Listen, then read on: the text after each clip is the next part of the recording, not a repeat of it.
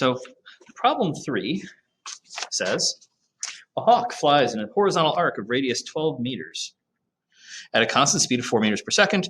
Can you find its centripetal acceleration? And you say, what a silly problem. That's easy. They're giving me exactly the information I need. Look at that. So that's the only information they gave, and that's exactly what I need for centripetal acceleration. You say, all right, we can do that. Here is that arc. It's a little chunk of a circle, right? Okay, that this hawk is flying around in. And you say, they told me that the radius of that circle is 12 meters. And we know that we're flying at a speed of 4 meters per second. My velocity, of course, is tangent to my path. I'm going to have it circling this way. So there we go. Hey, look, that's 4 meters per second. That's my velocity. Notice it makes a right angle to the radius at that point of tangency. There we go. And we say, hey, can I find the centripetal acceleration? You say, sure. Yeah, you say, I know centripetal acceleration. It is speed squared over the radius. So you say, okay, that's going to be 4 squared over 12, 16 over 12. You say, hey, that comes out to be 4/3 meters per second squared. That is my centripetal acceleration. Okay, which takes us to part B, where things get more interesting. They say, okay, all right. Let's say the hawk continues to fly around the same arc, so the same circle, so the same radius, okay? But now it's steadily increasing its speed at a rate of 1.2 meters per second squared. Can you find the total acceleration under these conditions? And this is something you have not been asked to do in previous years, right? You said in previous years, you've only dealt with uniform circular motion for the most part. So we're changing our velocity as we go along. You say, but in particular, of course, we're changing velocity because we're changing direction, but we're also changing speed now, getting faster and faster as we go around that circle. You say, well, they told us it was increasing speed at a rate of 1.2 meters per second squared. And so you say, okay, no, wait, that's an acceleration, meters per second squared, or increasing speed. Okay, what acceleration is that? Is that the centripetal now? You say, no, this is a different acceleration. Centripetal acceleration towards the center, that's what makes you turn. Pushing towards the center makes you turn, change direction. This is making you get faster. You know that to make you get faster, you have to push in the direction of motion, right? So my acceleration is tangent. This is the tangential acceleration, is what they have just told you here, is 1.2 meters per second squared. That's tangential. So if I draw this in, it's making me go faster, so it's going in the same direction as velocity. So like this, junk, junk. This is my acceleration tangential. This is that 1.2 meters per second squared. What's this 4/3? That's the acceleration centripetal. That's the acceleration towards the center of the circle. What they want to know, what is the total acceleration?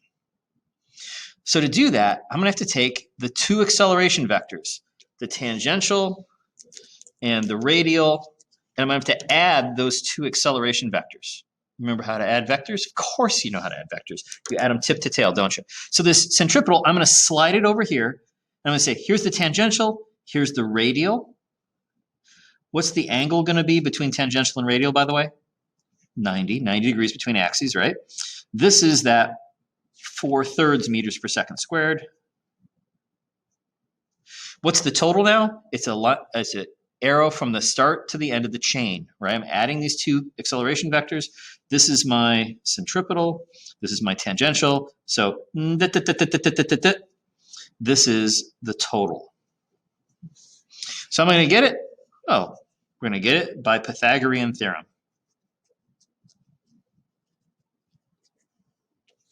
And so I'm going to say, hey, that total acceleration is going to be equal to the square root of my tangential squared plus my centripetal squared, the tangential axis and the radial axis, right?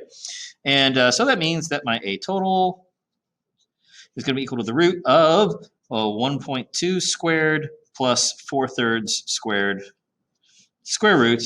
And when I calculate that out in my calculator, I get approximately 1.79 meters per second squared. That is my total acceleration. Now, I want to say, what direction is that total acceleration going in? And so I'm going to describe that with an angle, right?